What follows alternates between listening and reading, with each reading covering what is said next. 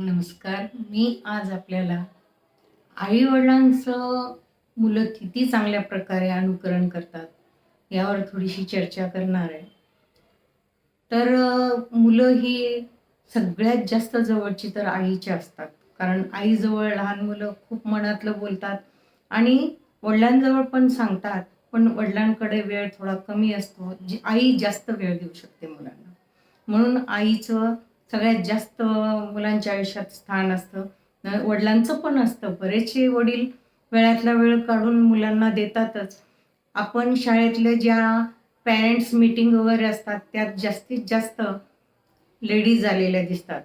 आया आलेल्या असतात. वडीलही येतात. कमी प्रमाण असतं वडिलांचं.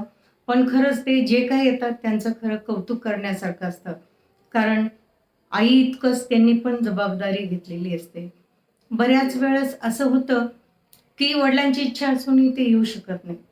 आई जॉब करणारी असेल, वडीलही जॉब करणारे असतील, तर ते दोघं एकमेकांशी ॲडजस्ट करून कुणीतरी त्या मीटिंगला हजर राहतंच.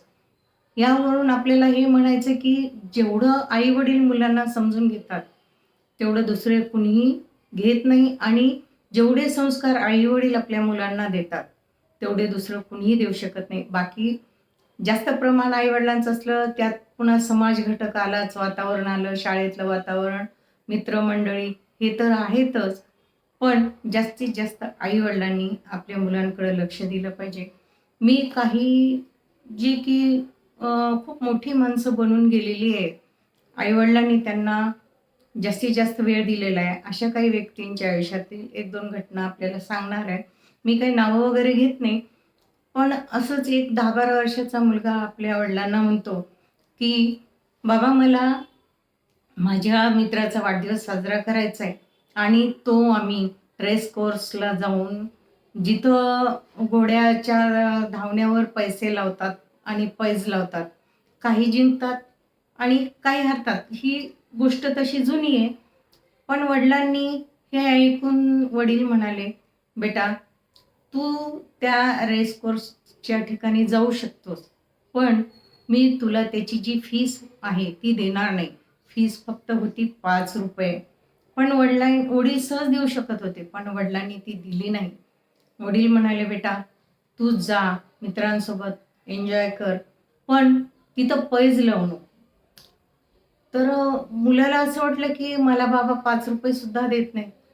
पण त्यांनी मुलाला समजून सांगितलं, की "बेटा मी देऊ शकतो, पण देणार नाही." का?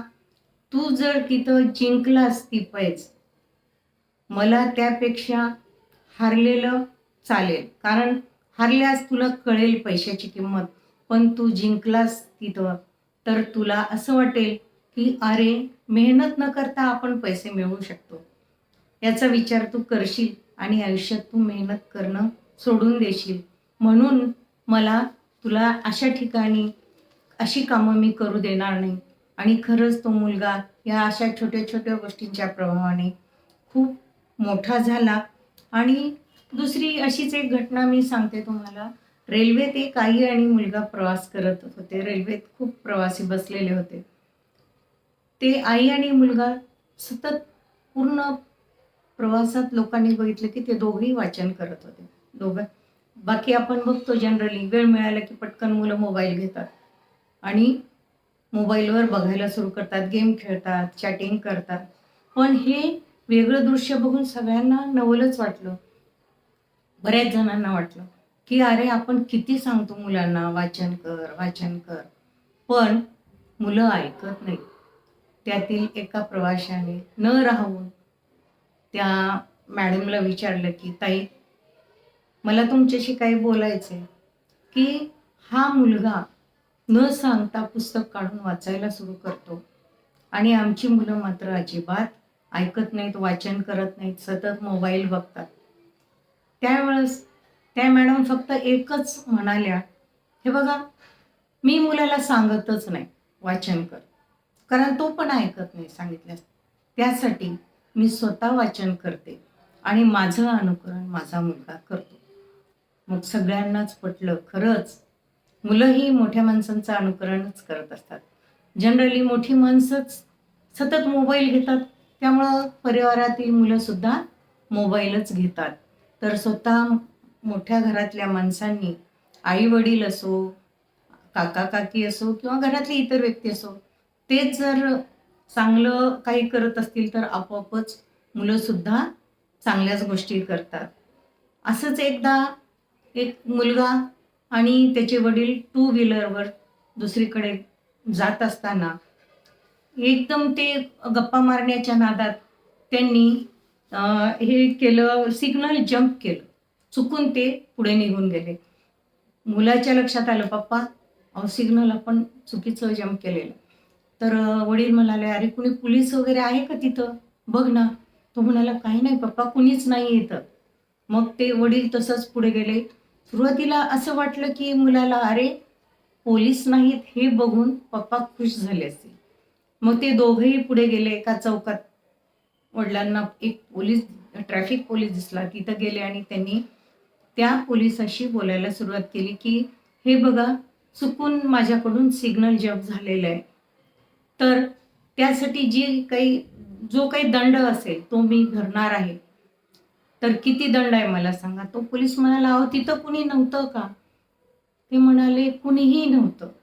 "मग तुम्ही कशासाठी सिग्नल स्वतःचं दंड देताय? कुणी नव्हतं तर असू द्या."